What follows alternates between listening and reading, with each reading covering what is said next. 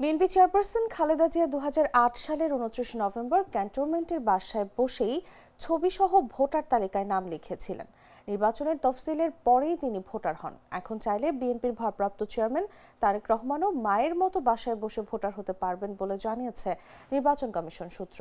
তারেক রহমানের ভোটার হওয়ার বিষয়ে জানতে চাইলে ঢাকা আঞ্চলিক নির্বাচন কর্মকর্তা মোহাম্মদ ইউনুস আলী জানান, তফসিলের পর ভোটার হওয়ার বিষয়টি তাদের হাতে থাকে না, তখন কমিশনের হাতে চলে যায়। কমিশন অনুযায়ী দিলে তিনি ভোটার হতে পারবেন। ইসি থেকে জানা যায়, দীর্ঘ 17 বছরের বেশি সময় পর লন্ডন থেকে তারেক রহমানের দেশে প্রত্যাবর্তন উপলক্ষে তার জন্য বাসভবন এবং দলীয় অফিস প্রস্তুত করেছে বিএনপি। গুলশান এভিনিউ 196 নম্বর বাসায় উঠবেন তিনি। সবকিছু ঠিক থাকলে এই বাসায় থেকেই ভোটার হতে পারবেন তারেক রহমান। এ বিষয়ে জানতে চাইলে নির্বাচন কমিশনার মোহাম্মদ আনোয়ারুল ইসলাম সরকার বলেন, তারেক রহমান কিভাবে ভোটার হবেন এটা ওনার বিষয়। এটা অনেক বিষয়ের উপর নির্ভর করে, এর মধ্যে আইনশৃঙ্খলা পরিস্থিতি অন্যতম। কিন্তু প্রবাসী মেশিন বাসায় নিয়ে গিয়েও ভোটার করা যায়। সুতরাং উনি চাইলে বাসায় বসে ভোটার হতে পারবেন। পরিবেশ পরিস্থিতি বিবেচনায় কমিশন চাইলে বাসায় ভোটার করা যায়।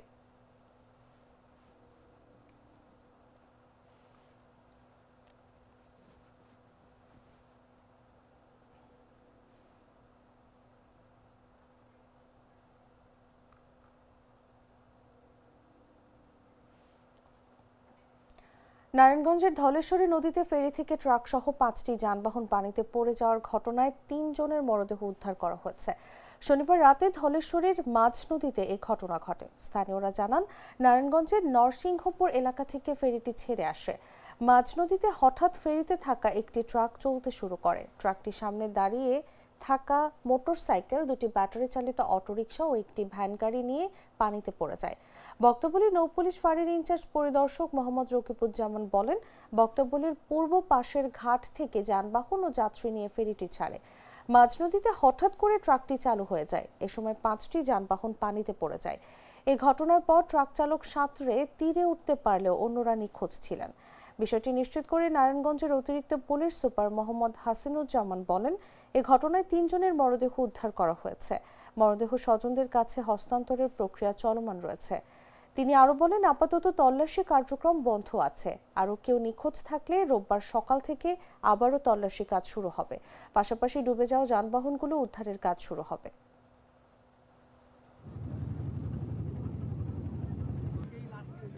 ফেরিতে থাকা একটি ট্রাক হঠাৎ করে স্টার্ট দিলে সামনের দিকে চলতে থাকাকালীন 2টো অটো, একটা ভ্যান এবং একটা মোটরসাইকেল সহ এই ট্রাকটা মাঝ নদীতে পড়ে যায়। আমরা ব্যারিকেড ভেঙে, ফেরি রেলিং ভেঙে আমরা খবর পেয়ে সাথে সাথে আসি।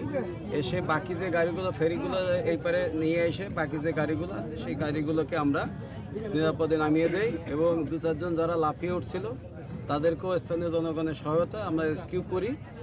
এখন পর্যন্ত একজনের নিখোঁজের সন্ধান, নিখোঁজের তথ্য আমাদের কাছে আছে। স্বাধীন নাম, বাড়ি রংপুর, 25 বছর বয়স। তিনি এই ভ্যান চালক। আমরা আমাদের অভিযান অব্যাহত রাখছি, উদ্ধার অভিযান, এবং ফায়ার সার্ভিসও আসছে। তারা বিপ্লবীদের খুন করে বিপ্লবের চেতনা দমানো যায় না বলে মন্তব্য করেছেন জামায়াত আমির ডক্টর শফিকুর রহমান। বলেন, হাদির দুশ্মনেরা কার্যত বাংলাদেশেরই দুশ্মন, কারণ হাদিরা বাংলাদেশের পক্ষে, বাংলাদেশের স্বাধীনতা এবং সার্বভৌমত্বের পক্ষে ছিল। রোববার সকালে ঢাকা বিশ্ববিদ্যালয়ের কেন্দ্রীয় মসজিদের পাশে সন্ত্রাসীদের হাতে গুলিবিদ্ধ শহীদ শরীফ ওসমান হাদির কবর জিয়ারতে এসে এসব কথা বলেন তিনি। সরকার এ পর্যন্ত যা করেছেন তাতে জনগণ মোটেই সন্তুষ্ট না দাবি করে তিনি বলেন, হাদির জানাজা নামাজে উপস্থিত হয়ে প্রধান উপদেষ্টা সহ উপদেষ্টা মণ্ডলী জনগণের দাবি বুঝতে পেরেছেন। এ সময় অতি দ্রুত সমস্ত সন্দেহ সংশয়ের বাইরে এসে খুনিদের গ্রেফতার করতে হবে এবং আইনের আওতায় আনার দাবি জানান তিনি।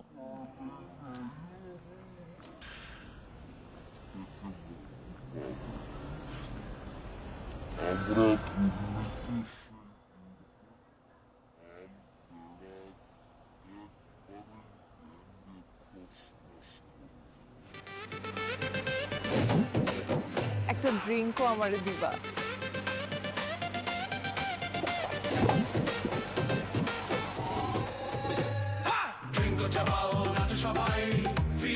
ড্রিঙ্কো হাতে তোমার বিয়ের, হলুদের অথবা রিসেপশনে নাচের ভিডিও #ড্রিঙ্কো দিয়ে শেয়ার করে জিতে নিতে পারো সিঙ্গাপুর হানিমুন ট্রিপ।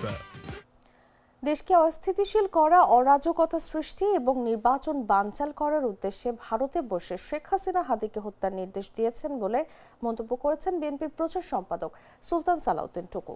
বলেন, যারা দেশে অস্থিতিশীলতা সৃষ্টি করতে চায় এবং গণতান্ত্রিক প্রক্রিয়া বাধাগ্রস্ত করতে চায় তারা এই হত্যাকাণ্ডের সঙ্গে জড়িত। শনিবার দুপুরে টাঙ্গাইল সদর উপজেলার বিনাফির উচ্চ বিদ্যালয় মাঠে সাবেক প্রধানমন্ত্রী বেগম খালেদা জিয়ার সুস্থতা কামনা এবং ডাইনা ইউনিয়নের সাবেক চেয়ারম্যান রফিকুল ইসলাম ফারুকের মৃত্যুবার্ষিকীতে দোয়া মাহফিলে সাংবাদিকদের প্রশ্নের জবাবে তিনি এসব কথা বলেন। এ সময় আগামী নির্বাচনে ধানের শীষের বিজয় সুনিশ্চিত করে বিএনপি সরকার গঠন করবে বলেও আশা ব্যক্ত করেন তিনি।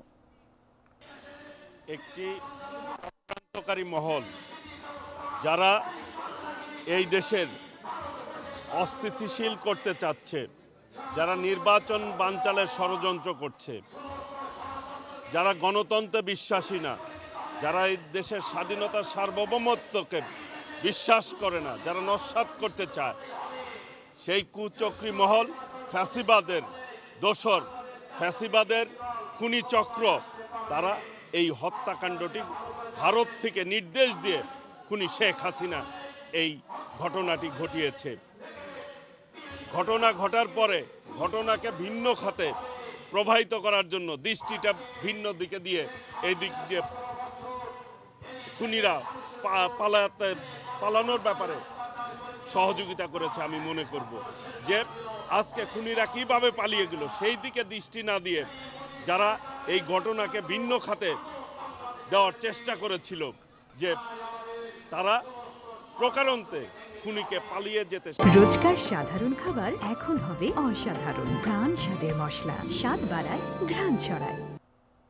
জানাবো আন্তর্জাতিক সংবাদ।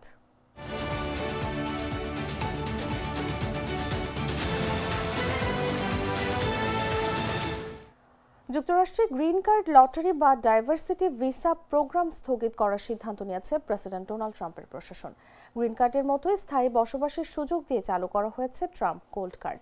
এছাড়াও ট্রাম্প প্লাটিনাম কার্ড চালু করারও পরিকল্পনা করা হচ্ছে। তবে এসব কার্ড পেতে বিভিন্ন শর্ত পূরণের পাশাপাশি মার্কিন প্রশাসনকে দিতে হবে বড় অঙ্কের অর্থ। জানা গেছে, রোড আইল্যান্ডের ব্রাউন বিশ্ববিদ্যালয়ে হত্যাকাণ্ড ঘটানো ক্লদিও নেভাস ভ্যালেন্তে এই লটারি ব্যবস্থার মাধ্যমে যুক্তরাষ্ট্রে প্রবেশ করেছিলেন। সম্প্রতি ক্লদিও ব্রাউন বিশ্ববিদ্যালয়ের একটি ভবনে ঢুকে এলোপাতাড়ি গুলি চালান। এতে 2 জন নিহত এবং অন্তত 9 জন আহত হয়। পুলিশের ভাষ্য অনুযায়ী এই ঘটনার 2 দিন পর ভ্যালেন্তে একই দেশের নাগরিক নুনো লোরেইরোকে হত্যা করেন। লোরেইলো ছিলেন MIT এর একজন অধ্যাপক। যুক্তরাষ্ট্রের homeland security secretary Kristi Noem বৃহস্পতিবার সামাজিক যোগাযোগ মাধ্যমে জানান, ভ্যালেন্তে 2017 সালে ডাইভার্সিটি ভিসা লটারির মাধ্যমে যুক্তরাষ্ট্রে প্রবেশ করে গ্রিন কার্ড পেয়েছিলেন।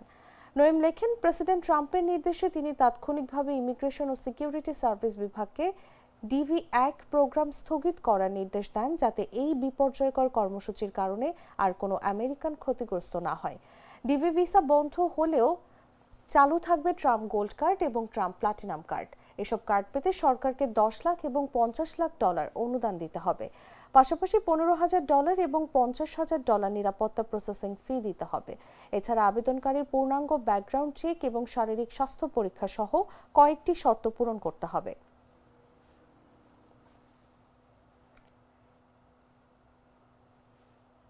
সংবাদ শেষ করব খেলার খবর জানিয়ে।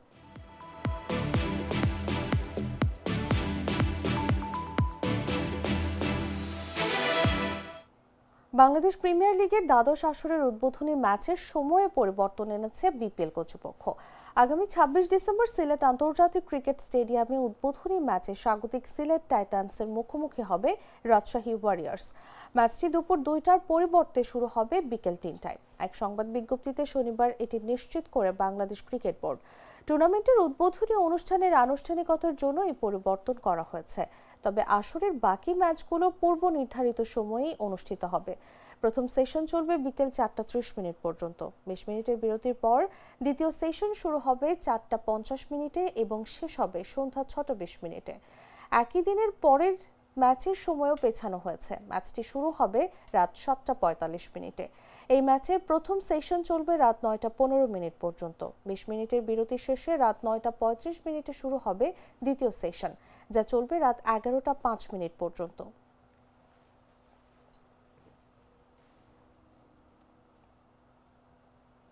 দর্শক, এই ছিল এখনকার মতো। এরপর দেখবেন বেলা 11টার সংবাদ। প্রতি মুহূর্তের সর্বশেষ খবর জানতে ভিজিট করুন jagunews24.com। ফলো করুন আমাদের ভেরিফাইড ফেসবুক পেজ এবং সাবস্ক্রাইব করুন জাগো নিউজের ইউটিউব চ্যানেল। ধন্যবাদ সবাইকে।